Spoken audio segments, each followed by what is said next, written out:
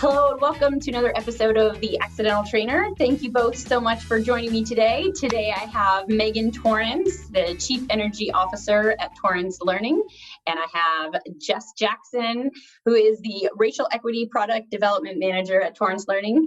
So thank you both so much for making time. Sure thing. Thanks for having us. Oh yeah, great, thanks. So I was wondering, just quick little video snippets that we're doing out there for people kind of learning about the podcast and wanting to see the beautiful faces that go along with the podcast.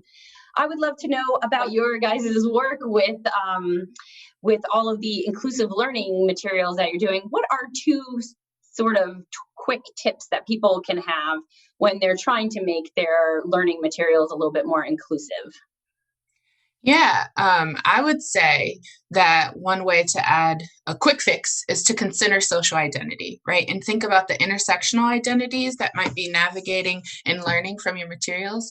So when you're thinking about your learner persona, start to deconstruct how social identity can affect the reception to the content, a need for an accommodation, or even the motivation behind why they would engage in that learning.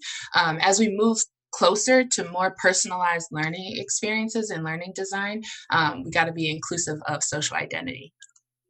As we're talking about that, we're really looking at going beyond just pure representation in the imagery, right? So it's not enough to have just diversity in the photos and your videos and your scenarios and names and whatnot, but really look at who's in power in those images and what's the story being told. So there's a lot of stock art that you can find these days. It's beautiful, and they have these wonderfully diverse teams. But past that, a lot of times when you look at who is the leader, by their body stance, by who everybody is looking at, who's holding the computer or the marker at the whiteboard, the clear leader is often a majority culture figure. And we really need to look at what those stories tell.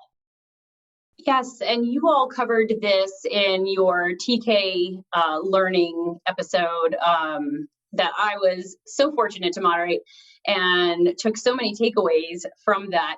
In case people don't really know what just social equity is, can you explain that for a minute or so?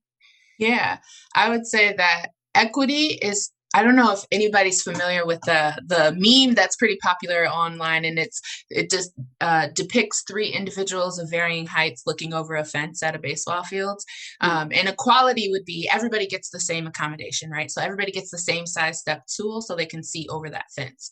Whereas equity is asking, what do you need based on your height to see over this barrier, right? So when we think about equity, we're thinking about how we're providing accommodation that is aligned to what individuals need based on their social identity markers and where they're placed in terms of social marginalization and oppression, right?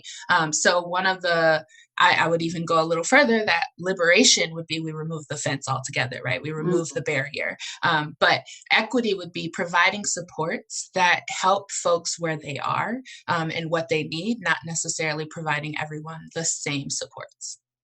Great. Thank you so much for that explanation, and it was so spot on. So thank you both so very much for joining me, and I want to let everybody know that you can catch Megan and Jess over at the podcast in just a few days. Thank you.